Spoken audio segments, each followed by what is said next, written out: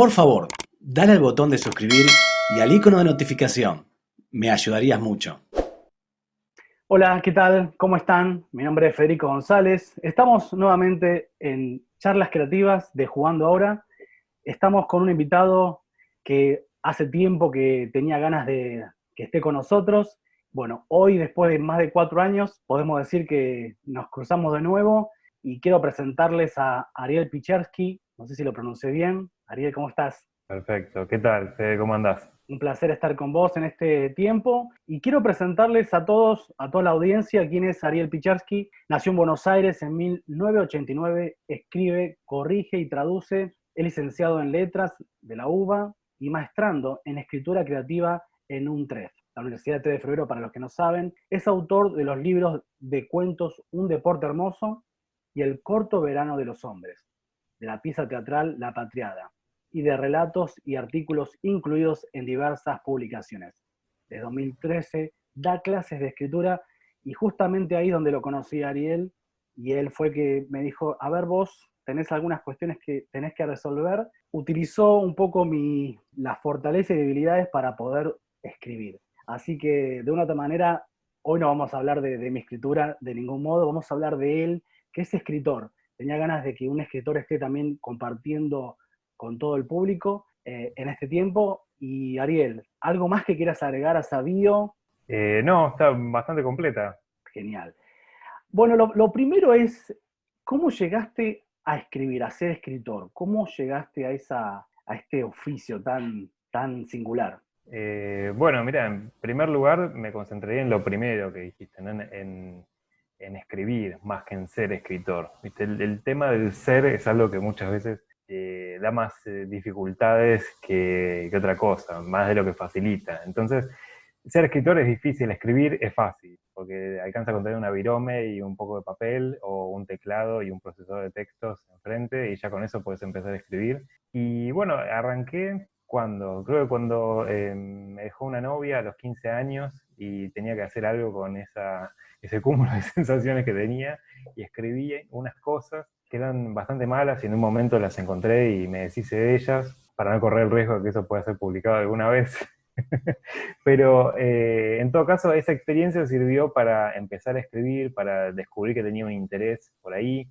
Poco tiempo después participé de un primer taller de escritura con una profesora de mi escuela secundaria. Pues empecé a tomar clases con otro escritor, con Diego Paskowski, con quien estudié muchos años. Y bueno, fue eso, fue empezar por el lado de la diversión, por el lado de encontrar un recurso que a mí me servía, que me gustaba, que me divertía, más que nada, era eso, sin ningún otro tipo de pretensión, de movida al menos, que esa, que encontrar un medio que a mí me divirtiera y yo la pasara bien escribiendo. Bien, empezaste con un desamor como un material para trabajarlo. Después empezaste a tomarlo más en serio en tu adolescencia, estudiaste letras, filosofía y letras, es decir, empezaste a entender que ibas por ese mundo, por ese lado. Sí, más o menos en realidad. Para mí siempre tuvo algo de juego y de apuesta todo esto, porque yo en realidad terminé el secundario, en el momento de elegir la carrera estaba más convencido de estudiar comunicación o por ahí historia, psicología, tenía como varias ideas ahí dando vueltas y al final me había decidido por comunicación y me inscribí de hecho en comunicación, y cuando se lo conté a una profesora de literatura me dijo, parece que te estás perdiendo ahí una oportunidad de estudiar letras. Y la verdad que después en la UBA, donde yo estudié, al principio hay que hacer un trámite que es confirmar la elección que uno hizo de la carrera. Entonces cuando fui a hacer la confirmación, dije, mejor me cambié a letras. No sabía en ese momento, no tenía ni idea qué era letras, lo único que sabía era que iba a leer mucho, y eso me parecía de mínima una buena perspectiva. No sabía tampoco de qué iba a vivir, era una incógnita, como qué se hace siendo licenciado en letras, de qué se trabaja, pero dije, la voy a pasar bien, voy a leer mucho, eso va a estar bueno, y de alguna forma me la voy a arreglar después. Y bueno, confié en eso y me mandé. Y así que, si bien fui haciendo un camino formal dentro de mi disciplina, nunca me lo tomé tan en serio, digamos. O sea, sí por un lado, porque fui haciendo esos pasos, inscribiéndome en los lugares acordes a eso que yo quería, pero al mismo tiempo no dándole una trascendentalidad demasiado grande. Por ahí volviendo un poco a lo del principio, no hacia el ser escritor, sino a una cosa más del tránsito, de yo sé que esto me va a gustar, y después vemos qué pasa con esto. Muy bien. Dijiste algo que da en la tecla, ¿no? Esto de ser, anteponerlo al hacer. Es como que muchas veces me he encontrado con personas que les he dicho, ¿podés escribir un libro? Y me han dicho, vos estás loco, eso es ridículo, eso lo tiene que hacer una persona que está en otro nivel, no sé, mi papá. Y si lo habéis dicho, incluso, aunque sea, lo he preguntado a distintos niveles sociales, y todos me responden lo mismo. Es decir, que como que escribir es para, bueno, o escribir un libro es fuerte, ¿no? Pero también es como que es solo para algunos y el resto de los mortales no tienen acceso. ¿Pensás que cambió esa idea o cómo lo ves actualmente? Bueno, creo que sí, que es algo que por un lado no es para todo el mundo, porque requiere mucho tiempo, requiere también mucho trabajo escribirlo. O sea, escribir como todo proceso creativo, es enfrentarse con las propias limitaciones y hacerlo a lo largo de páginas y páginas de páginas. Bueno, es laborioso. Y aparte de eso, requiere el tiempo. Si uno trabaja durante el día, tiene ocupaciones, tiene familia, tiene cosas de las que ocuparse, es tiempo ahí que le está quitando a la escritura, o en todo caso tiempo de que no dispone para escribir. Entonces yo creo que fundamentalmente están esas dos cosas. Está, bueno, antes que eso, el querer hacerlo, porque si no, no tiene mucho sentido. Pero bueno, sí, de hace un buen tiempo ya está más popularizada la idea de que por ahí no es tan necesario ese tiempo disponible o ese trabajo, porque uno puede recibir la ayuda de otro, un escritor fantasma, o ghostwriter, ¿no? Pero digamos, yo creo que es una modalidad para cierto tipo de libros o para cierto tipo de proyectos que tienen que ver con un libro, y para otros no. No sé, un escritor, alguien que quiere aprender a escribir y escribir ficción, bueno, no tiene otra. Tiene que meterse a trabajar idealmente con otros, tener una devolución con alguien que sea de algún modo referente para él, que pueda darle una opinión de afuera, una mirada afuera. Pero después hay un montón de libros que uno ve en las librerías que no están escritos por quienes figuran ahí en la tapa, ¿no? Quien aparece con el nombre de autor, cumple con esa figura de autor, con ese rol de autor, pero quien escribe, quien hace el trabajo de escritura es otro que lo asiste. Y no está ni bien ni mal, es así, es algo que se fue dando con el tiempo, que la escritura es una tarea de especialización del trabajo, ¿no?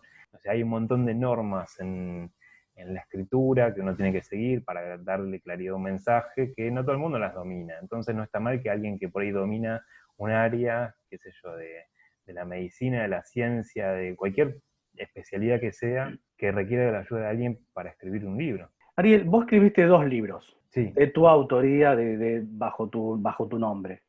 Ahora, tengo 2 preguntas. Primero, quiero ver cómo eso se conecta con toda tu historia. Sin duda que detrás de esos 2 libros hay mucho de tu historia. Pero quiero ir al mundo del ghostwriter, pero antes quiero ir a tus obras. ¿Cómo se conectan con ese niño Ariel pequeño, niño? ¿Cómo se conecta también la escritura, la literatura también con tu mundo? Pero un poco más, 15 años, pero necesito que vayas un poco más atrás. Sí, absolutamente. Y mira, para mí, sobre todo en el momento en que escribí esos libros, esos textos que después se convirtieron en libros, pero creo que es algo que está todo el tiempo. La escritura, como toda forma del arte, tiene mucho de juego. Entonces, para mí en ese momento no era más que eso, un juego, ¿no? También pensando en esto del ser, de la severidad, de, ¿viste?, lo que hace falta para escribir. No, bueno, un juego, a ver qué pasa si pongo esta palabra atrás de la otra, a ver qué se arma. Entonces creo que ahí aparece algo de la niñez. O sea, hay que tomárselo con la seriedad con que los niños juegan, ¿no? Esa sería un poco la idea, que la robé de algún lado, pero bueno, es esa la idea. Sí, o sea, me parece que es eso, como no perder de vista que lo más interesante es eso, es esa instancia de juego, que en un momento después cuando entré a taller se convirtió en, bueno, a ver, voy a jugar esto, a ver qué juegan también mis compañeros, qué armamos en conjunto. Pero va más por ahí, como describir algo que me divirtiera a mí y después descubrir con mucho placer que eso divertía también a otros. Entonces recién ahí aparece la idea de publicar algo de eso. Bueno, esto también le puede gustar a otra gente, ¿no? Pero no aparece antes, no aparece primero la idea de quiero publicar un libro y después veo con qué lo relleno, ¿no? Empieza primero con ese juego, y eso, yo en mis talleres lo digo siempre, que si uno se divierte con lo que está escribiendo, probablemente haya otro que se divierta leyéndolo. Ahora, si lo que uno escribe no es divertido por uno mismo, va a aburrir a todo el mundo que lo lea. Sin duda. Entonces, la diversión es, a ver, la diversión, pero no es solamente el divertirse del chiste, de reírse, ¿no? Sino la diversión de la emoción, de que algo está pasando ahí, de que hay algo que se enciende, uno lo siente adentro, como lo siente cuando lee algo que lo conmueve o cuando participa de algún tipo de obra artística que lo toca en algo, ¿no? Es una buena brújula para saber, bueno, orientarse, justamente. Ariel, vos sabías de niño, porque muchos a los que le hago la pregunta, ¿no? Sobre cómo descubrieron su vocación, muchos ya de niños ya sabían que iban a hacer tal vocación. Vos en tu caso, sabías, vos dijiste que lo fuiste encontrando, pero ¿hay algunos reminiscencias de algún árbol, de algún juego de la infancia que se pone dentro de las letras de tu obra? A ver si te sigo bien, como algún elemento Claro, mío biográfico que yo claro, utilice ahí. claro. Puede ser, quizás no conscientemente, o en todo caso siempre es un juego eso en la escritura, que cómo se mezcla lo biográfico con la ficción.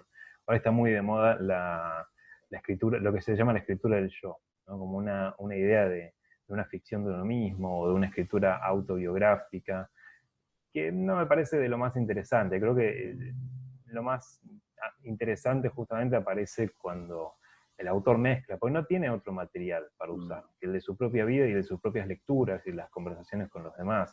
En el momento de la escritura se mezcla todo, y seguramente haya cosas de la infancia ahí metidas, o sea, sin duda, pero no es un material al que yo recurra, digamos, conscientemente porque me parezca que haya algo ahí interesante en sí mismo de contar.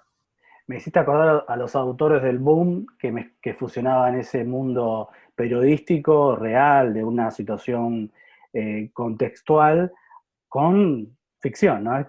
Hay toda una teoría y toda una cuestión, pero es como que vos tratás de que varios mundos se junten en esa escritura, no solamente uno que el yo, ¿no? Es que no es lo que yo trato, sino que me parece que no hay otra forma. Que aun cuando uno se proponga correrse absolutamente, o sea, lo que sucede en el momento de la escritura es mucho más amplio que la voluntad de uno. O sea, uno cuando o sea, es difícil empezar quizás, pero cuando uno ya empezó y está andando y las palabras aparecen una tras de la otra, es como si uno fuera un medium de otra cosa que se viene a manifestar ahí.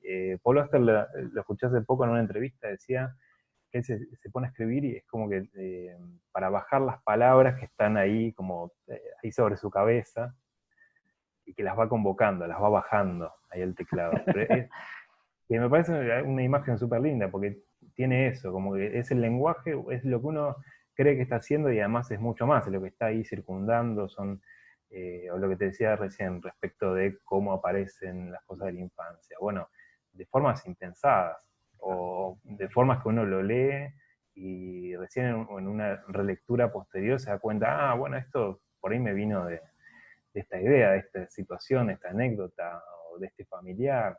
Me parece que es mucho más rico cuando esas cosas aparecen espontáneamente que cuando uno las planea, a menos que tenga una vida realmente muy interesante para contar. A uno le pasaron muchas cosas y esas cosas son Sí. interesantes por sí mismas, adelante, pero la mayoría de las personas no nos pasa eso.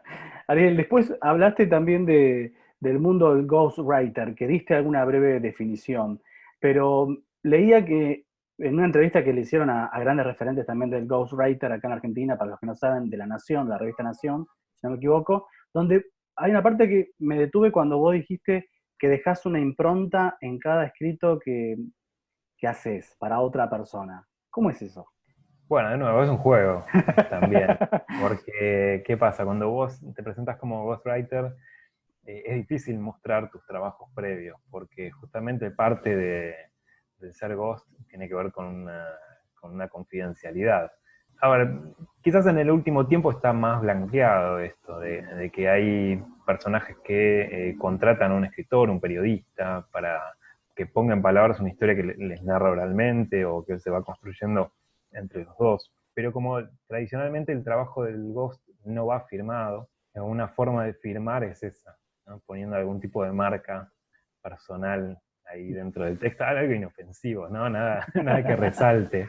Claro. Pero por ahí una elección de palabras que sea más propia, algún rasgo, alguna huella que esté ahí. Es más la idea del juego, porque eso tampoco prueba nada, ¿no? Pero es como hacer un graffiti en la obra propia. Increíble. Ariel, ¿tenés algún fracaso es fuerte la palabra fracaso, pero algún error aparente que haya sido como tu mejor maestro en este camino, algo que haya propulsado? Bueno, me dijiste la de esa esa novia a los 15 años, eso fue como el despertar, pero después en el camino algo que haya como pronunciado más tu capacidad de compartir lo que querés a través de la palabra. Desde el fracaso. Sí, más que nada, si querés llamarlo de otra manera, como algún desvío que tuviste, algún desvío hacia lo que vos estabas en tu camino, ¿no? O en la vida misma, o algo que tenga que ver con que te ha fomentado. Bueno, me dijiste lo de los 15 años, que eso para mí es genial. Ya cerramos la... Nada, igual tampoco lo sobredimensionemos porque Fue como bueno, una... fue un disparador, tampoco es que fue...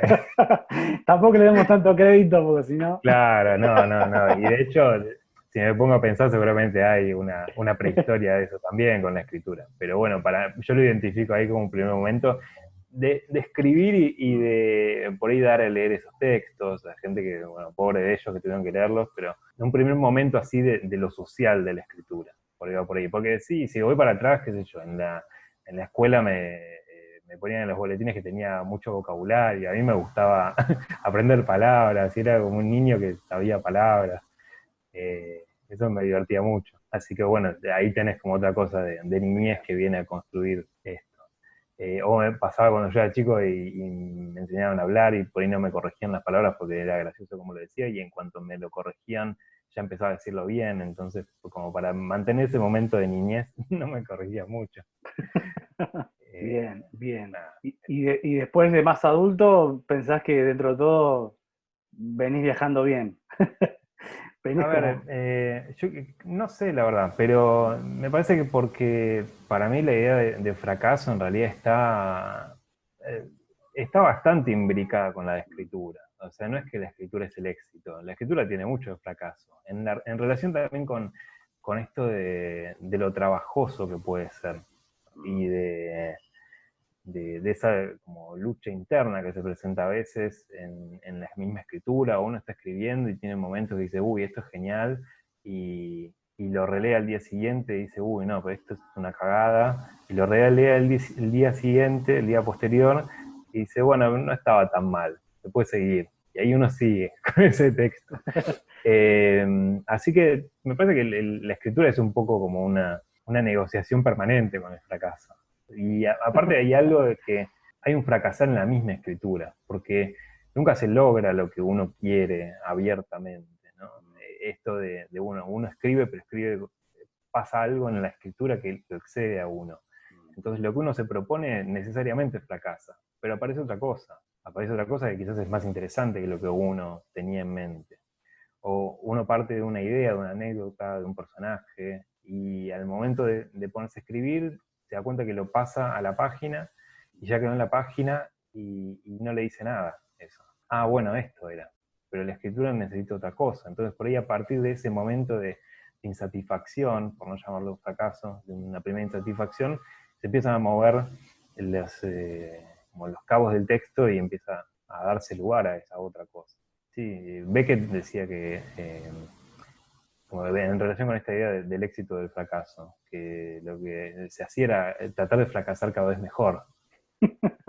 Genial, es muy buena esa frase. Y en el contexto de, es una pelea constante con uno mismo el escribir, sin duda que ya del primer momento que uno ya se pone la idea de transmitir algo, sin duda, como decís, hay una confrontación con uno mismo. Y hablando de confrontación, no te digo que, a ver, una pregunta que también hago es ¿tenés escuchás malas recomendaciones de tus colegas respecto a la escritura? Que vos decís, no puedo escuchar esto, realmente es algo que me excede, me da vergüenza ajena, o que vos decís, no, me parece que no es una buena recomendación para alguien que quiere empezar, o sobre la escritura en sí. ¿Qué son cosas que tal vez no digo que te ruborizan, pero te dicen, ¿qué pasó acá?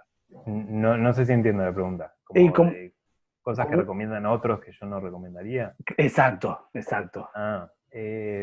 Bueno, a ver, me parece que cualquier recomendación que sea demasiado rígida no la recomendaría, ¿no? Porque muchas personas, a ver, sin mala intención, ¿no? Pero ponen mucho énfasis en lo que les funcionó a ellas y en la clase de textos que escriben, y por ahí eso no funciona para todos. Entonces, no sé, para poner dos polos muy, muy claros en la escritura. Hay gente que planifica mucho antes de ponerse a escribir, y si no tiene un esquema detallado de cuento, de la novela, de lo que sea, con los personajes y una ficha de personajes y todo eso, no puede ponerse a escribir. Le falta como esa incertidumbre.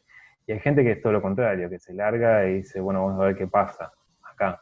Y si hiciera todo ese trabajo previo, ya lo escribió ahí, ¿para qué lo va a escribir después en la obra? ¿No? Eso me pasa a mí, que yo soy más de esa improvisación, o parto de alguna idea, pero trato de que no sea muy grande, como para dar lugar a que se produzca ahí lo más incierto de la escritura. Así que yo sé que yo funciono así, pero a mis alumnos, por ejemplo, no les recomiendo eso necesariamente. O les sugeriré que lo prueben a ver cómo les resulta al principio, pero si están así muy, muy en la incertidumbre, muy que no pueden avanzar, bueno, la planificación no está mal. Entonces, me parece que lo que sí recomendaría por la positiva es como cierta apertura y no fijarse primero en un esquema demasiado rígido o en lo que tiene que ser, ¿no? De nuevo, la cuestión del ser. ¿Qué tiene que ser un texto? ¿Cómo tiene que ser la escritura? Bueno, no sé, pero cuando hay una escritura que se produce, la reconocemos, la vemos. Entonces, el método que a cada uno le sirva, adelante. Después siempre se puede corregir, se puede mejorar el texto, lo que sea, pero es el primer momento para producir, y bueno, cada uno haga lo que le sirva, me parece. Y después lo hablaba con una alumna esta semana, con un alumno, perdón, que me había mandado un decálogo. Es muy habitual que haya decálogos de escritores, o sea, los 10 mandamientos de cada escritor. Sí. Justamente con esto, con qué es lo que hay que hacer, qué es lo que no hay que hacer.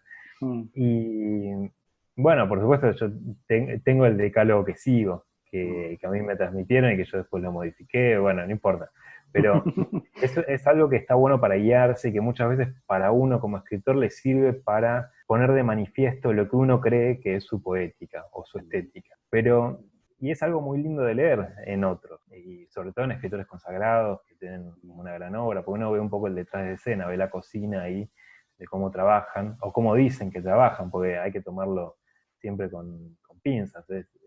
No deja de ser parte de la obra de alguien que trabaja con la ficción, así que aunque sea una normativa, por ahí no es del todo verdadera. Bueno, Poe hacía eso, ¿no? Tiene como un largo texto sobre cómo escribió supuestamente un poema, y bueno, suena bastante forzado que lo haya hecho así. Pero vuelvo a lo anterior. Están estos decálogos de qué hacer, qué no hacer, y son muy, muy lindos de leer, justamente por eso, porque uno siente que está accediendo ahí a la cocina del escritor, viendo cómo lee, cómo escribe. Pero al mismo tiempo puede ser, si uno se atraganta con muchos de esos decálogos de escritores, termina medio paralizado, me parece, porque dice, ay, bueno, voy a escribir esta frase. Ayer salí de mi casa. Uy, no, pero tal escritor dice que no hay que escribir en pasado, que hay que escribir en presente. Y tal otro dice, bueno, pero no empieces ahí en tu casa, empezá en el medio de la acción. Entonces, te empiezan a aparecer un montón de reglas que, de nuevo, por ahí en un contexto determinado sirven, o servirán después para corregir el texto. Pero en el momento de ponerse a escribir me parece que, no que hay que tener la libertad total, porque la libertad total también es paralizante, pero sí un mínimo de reglas, un mínimo de restricciones que permitan el salir a la escritura, como en el juego, ¿no? Un par de reglas que armen el marco para que después se pueda desplegar la creatividad. Eso sería. Por eso en el taller yo siempre trabajo con consignas, que son pautas que ordenan, pero al mismo tiempo son generales y dejan lugar a que cada uno escriba lo que pueda o lo que quiera, a partir de una pauta común. Entonces siempre se da, bueno, vos podés decir si Sí. esto es verdadero o no, pero a partir de una pauta, después en general, cada uno escribe una cosa distinta. No tiene nada que ver la escritura de uno con otro. Por eso también es como algo, cierto prejuicio sobre los talleres, que quienes van a un taller terminan escribiendo todos parecidos.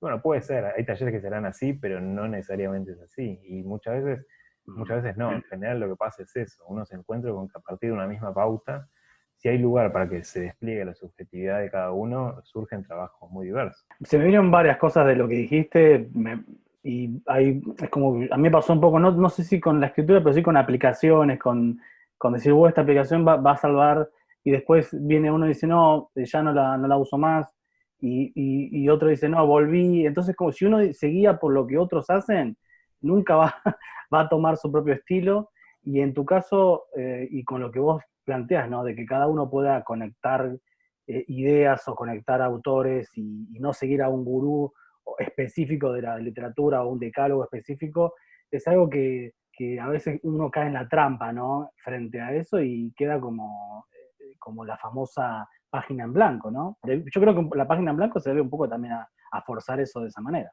Sí, sí, absolutamente, absolutamente. Después, hablando de este mundo de la escritura, ¿hay algo que haya marcado en tu ritmo diario haber enseñado a tantas personas y ver algún denominador común de personas que quieren aprender aunque sea a dar sus primeros pasos? Algo que te haya marcado de decir, bueno, vale la pena lo que estoy haciendo, tiene propósito lo que hago. ¿Qué frase o qué enseñanza te dejó algún alumno o alguna situación en particular que vos decís como un denominador común de alguna enseñanza que te ha impactado a tu vida o que o te ha contribuido en esto de dar, ¿no? Este trabajo de la escritura? ¿Alguna frase, alguna que te haya marcado, que te haya dejado en tu caminar?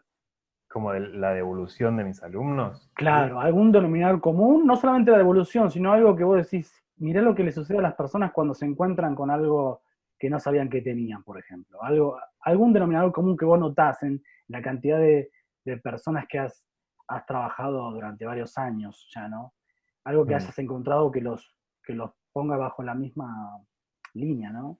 Por decirlo así. Bueno, mirá, primero que nada es el descubrir que pueden hacerlo, ¿no? El descubrir que pueden escribir, que muchas veces por ahí vienen alumnos que o son lectores o son de ver muchas películas, son muy consumidores, por decir así, o muy espectadores, muy lectores, y por ahí no se imaginan que también ellos pueden producir, ¿no? Y que justamente por tener ese bagaje de historias detrás, están en mejores condiciones que alguien que por ahí no tiene nada de eso y se largó primero a la escritura. Entonces, primero que nada, eso sería como el ver esa fascinación, quien se da cuenta que puede trabajar con eso. Y después, como el ir apropiándose del lenguaje como herramienta de trabajo. Hoy una alumna me mandó un mail diciendo que en el mismo mail que me mandaba se había preguntado por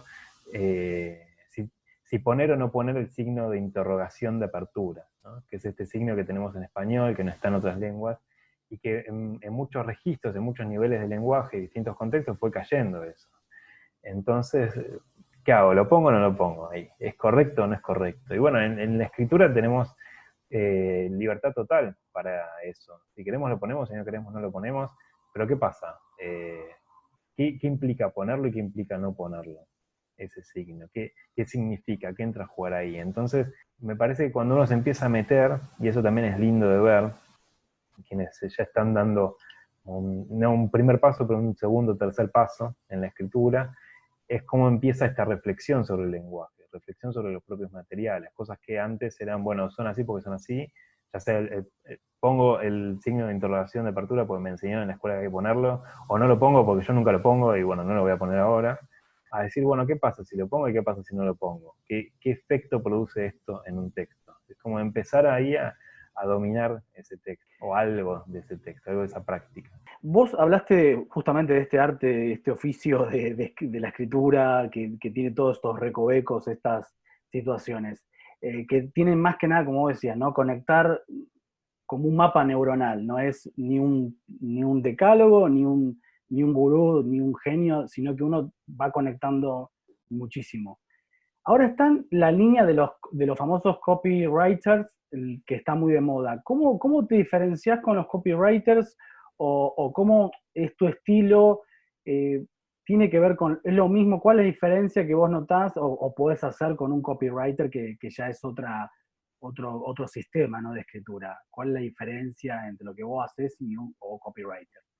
A ver, el copywriter es un escritor que lo que busca es vender con sus palabras. Busca comunicar y producir un efecto en el lector y vender. O sea, el objetivo es ese. Un copywriter que escribe muy bien y no vende es un mal copywriter. En todo caso, está bueno también pensarlo así, ¿no? ¿Qué es escribir bien? ¿Es lo mismo escribir bien para un copy que para un escritor de ficción? Bueno, no. ¿Por qué? Porque por eso, justamente, porque el copywriter se mide en función de su capacidad de vender o no. Es un proceso creativo también, por supuesto, y lleva también mucho trabajo en la comunicación, en las estrategias también retóricas, ¿no? De qué se dice primero, qué se dice después, de qué manera, cómo apelo a la sensibilidad de quien está leyendo, cómo lo endulzo para después que la oferta llegue en el momento indicado, ¿no? Y qué sé yo, es un oficio de la escritura, pero por otro lado está la escritura de ficción, que es a lo que yo me dedico principalmente, que tiene que ver con otra cosa. O sea, no va tanto por el lado del comunicar, sino producir como produce el arte, ¿no? Producir, ir un poco hacia los bordes, ir a cuestionar justamente la forma, eh, a trabajar con esto del lenguaje, de qué pasa si uso, bueno, esto mismo de qué pasa si uso el signo de interrogación de apertura o no lo uso. En literatura, bueno, plantea una cuestión formal, plantea un modo de leer un texto, y en cambio en una pieza de copy, eso, por qué usar una cosa, por qué usar otra, lo va a determinar el nivel de ventas. Si hago un test A/B, ¿no? De una versión del copy con signo de apertura y otro sin, y veo cuál vende más, bueno, eso es lo que me va a determinar si corresponde o no corresponde. Pero la literatura es otra cosa, es otro tipo de apuesta, ¿no? Es una apuesta donde es también más incierto, me parece, quién es la audiencia, quiénes son los lectores. Es mucho más ambigua también ambiguo el impacto que tiene eso, ¿no? De qué puede suscitar, cómo juega eso con una tradición, con una biblioteca, con otras lecturas. Es otro juego totalmente distinto. Bueno, es un juego y el copywriting es un negocio. Ahora, es interesante, ¿no? Porque de otra manera, cuando vos hablás de escribir, tenés como seguridad que es como vos diste como un tips, ¿no? Dijiste, si yo tengo seguridad que a mí me está divirtiendo o a mí me está emocionando lo que yo estoy escribiendo, eso puede impactar a otro. De una otra manera, ahí te aseguras algo ahí, por decirlo así. Sí, creo que sí. Bueno, puede pasar que en tu entorno inmediato no haya nadie que pueda apreciar eso. Eso también es importante. Porque quienes están alrededor tuyo inmediatamente no te den un feedback positivo de eso, no significa que no valga eso. Pero yo estoy convencido, eso, si a uno le produce cosas, es difícil de describirlo, pero uno se da cuenta, ¿no? Cuando algo da en una tecla, toca una fibra, probablemente le toca una fibra a otro. No significa que sea bueno eso, significa que arma una comunidad ahí alrededor de un texto, ¿no? Tradicionalmente pensando en autor y lector, ¿no? Arma una comunidad de lectura, funciona eso en algún nivel. Pero sí, yo creo que es que de última es la única brújula que hay, ¿no? Porque un texto que también que se proponga deliberadamente dialogar con una tradición, dialogar con una biblioteca, pero que después, a nivel de las emociones, no produzca nada, y no sé, no me dan ganas de leerlo. Sin duda, sin duda. Ariel, ya que te tenemos acá, hay películas que, hablando de tecnología, porque si bien antes, no sé, me imagino a los grandes escritores que vos mencionaste, no sé, Borges, no tenía una app, no sé, o una aplicación o con varias notas, no sé, 10.000 o 20.000, y que al uso, al alcance lo tomaba. O, si bien había fichas, ¿no? En la época con fichas, como vos bien mencionaste, pero la pregunta es ¿cómo crees que Twitter, por ejemplo, hay hilos de Twitter que se transformaron en películas? ¿Te gusta jugar con esa idea de poder postear cosas que después se transformen en algo más grande? ¿Crees que esa manera de bajar el alcance o jugar puede llegar a, a- a un buen puerto? Ese tipo de intervenciones que muy del siglo XXI. Bueno, no lo sé. Igual está bueno pensarlo en retrospectiva porque también los grandes escritores del siglo XX, Borges, por ejemplo, tenía acceso a, no tenía Twitter, pero él publicaba en revistas, ¿no? Pues, o sea, ciertos textos, ¿no? Publicados en revistas que tocaban ahí algo de la cultura de masas y el feedback así de otros. Está bien que él no estaba muy pendiente de qué pensaran los otros, él tenía una estética muy, muy definida, o en todo caso le daba bola a lo que le decían en cierto círculo que él definía muy específicamente. Eh, y después, la verdad que no estoy ni a favor ni en contra, no es algo que yo haga eso, participar mucho en las redes. Sí, por ahí sí, más como lector o como consumidor un poco, pero si no, es como que me lleva mucho tiempo que enseguida me pongo a pensar, bueno, pero yo podría estar escribiendo, en vez de estar, en vez de estar escribiendo para Mark Zuckerberg, podría estar escribiendo para mí. Así que en ese sentido no me detengo mucho a ver qué pasa que vuelve eso. Sí, a nivel difusión de mis propuestas de clases y eso, y siempre tuve un muy buen feedback. O en todo caso lo usaría para difundir materiales de un libro o un blog. A ese nivel sí, pero qué pasa ahí en la dinámica interna, también, qué sé yo, es algo muy endogámico y muy polarizado y tampoco tiene el tiempo y la atención de lectura que me parece que tiene que tener un texto literario. Entonces, son como modos de lectura distintos. O sea, una cosa es para qué sé yo, enterarte más o menos qué está pasando, otra cosa es el tiempo de una lectura como más dedicada. Sin duda, sin duda. Mm. Hablando de literatura, de escritura, 2 libros, un tercer libro, ¿te viene? Sí, seguro, seguro. ¿Tenés el Eh, nombre?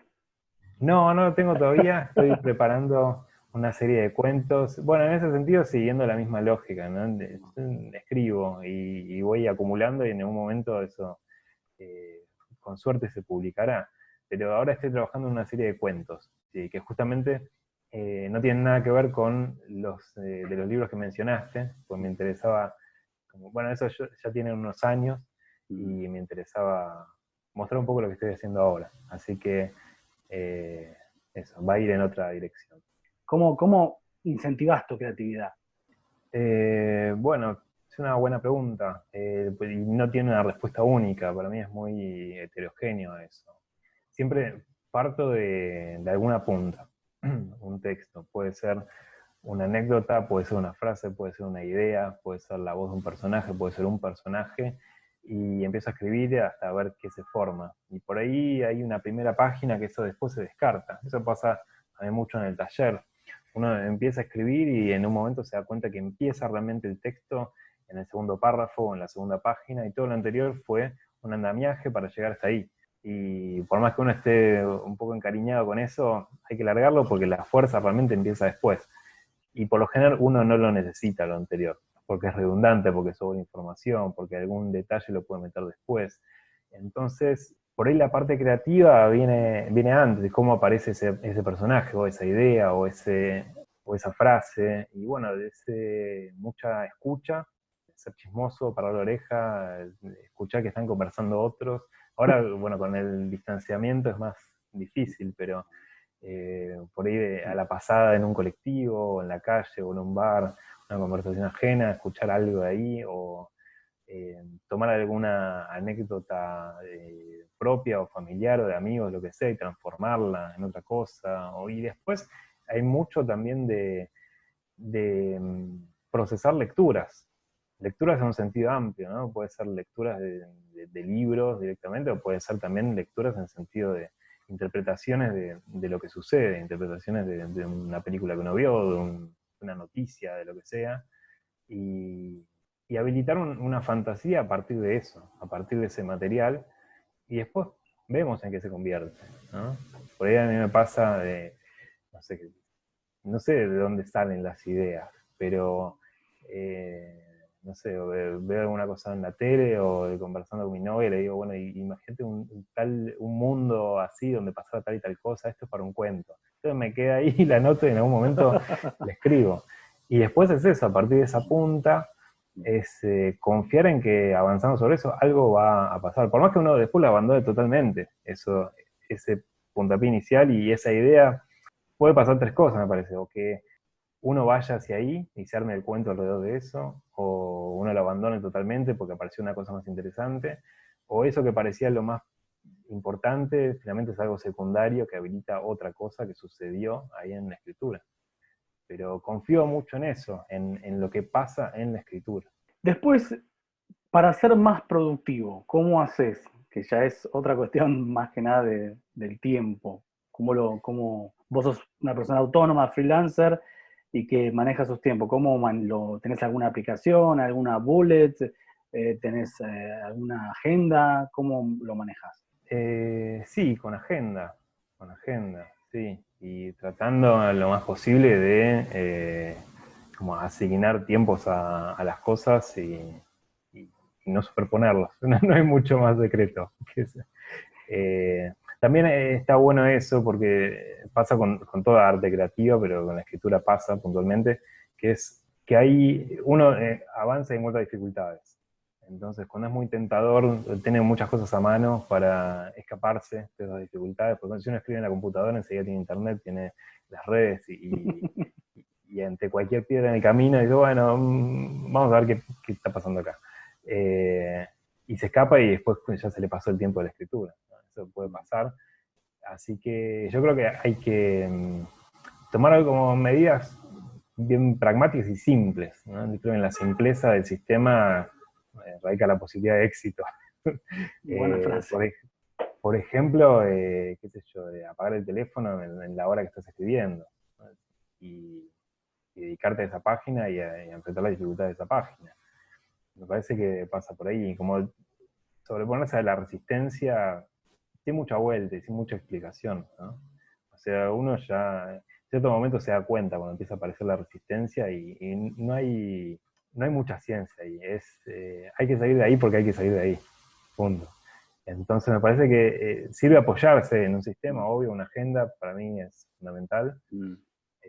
Hace muchos años trabajo con agenda y después eso, eliminar distracciones, aunque sea por momentos reducidos, ¿no?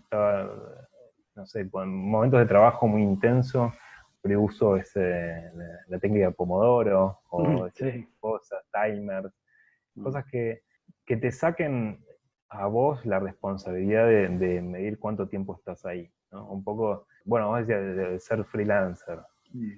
Sí, uno a veces lo toma como de que o está la fantasía de que no es freelancer, que el freelancer es jefe de sí mismo. Y en realidad, por ahí a veces es más productivo, usando tu palabra, pensarse uno como empleado de uno mismo y tener que rendir ante uno mismo.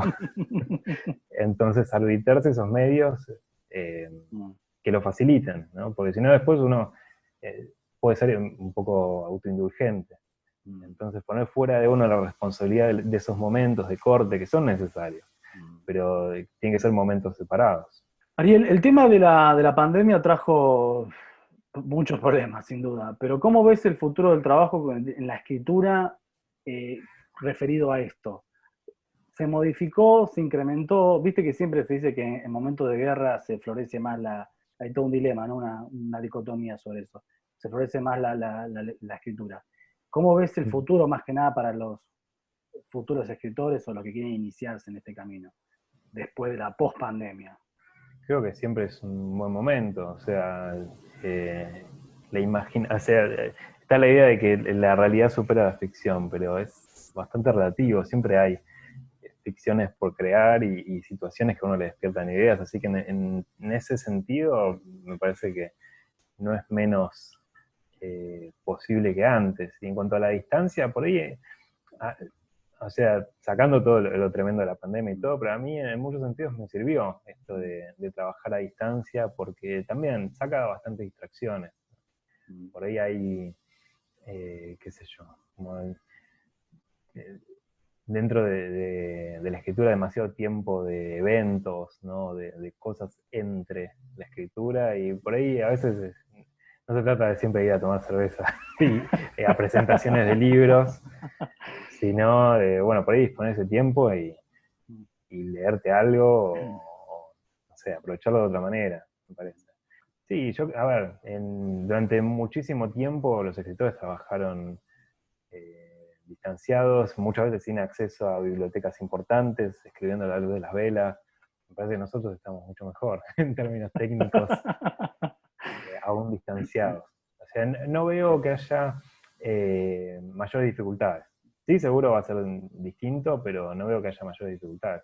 Al contrario, me parece que es a partir de la popularización de los eventos hacia distancia, por Zoom y demás, es una posibilidad de que gente que por ahí no está en los grandes centros urbanos pueda participar más de igual a igual o más, con más espacio de esos centros de la cultura.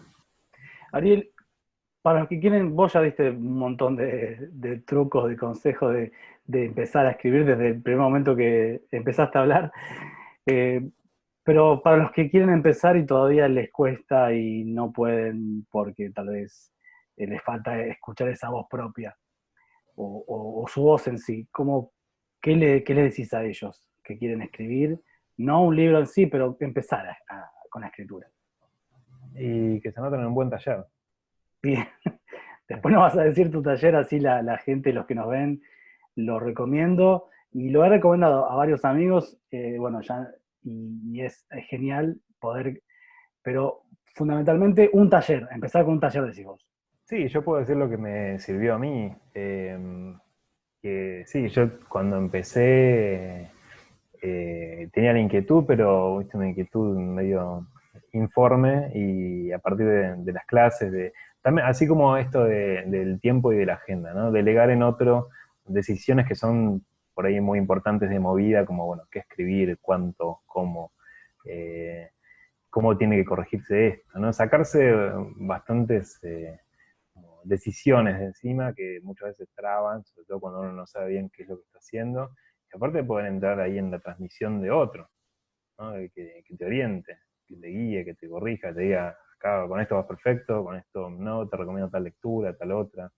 Para mí siempre el taller fue un espacio muy de apertura y que posibilitó la creación. Así que, sí, a ver, si alguien no lo precisa, bueno, perfecto, pero me parece que para muchas personas es muy habilitante de cosas. ¿Dónde tenés las notas digitales que guardás ese trabajo tan fuerte que haces y tan esforzado que haces?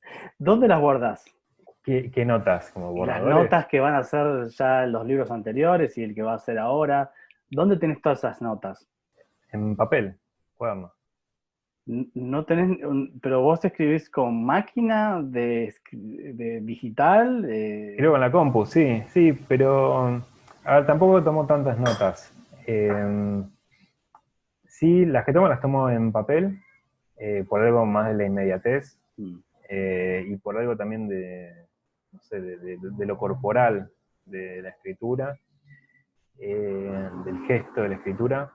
Y después lo que hago es, por ahí si necesito algo más extenso o algo de investigación, es armarme un Word y voy tirando todo ahí, un poco desprolijo, pero lo suficiente como para que esté en algún lado.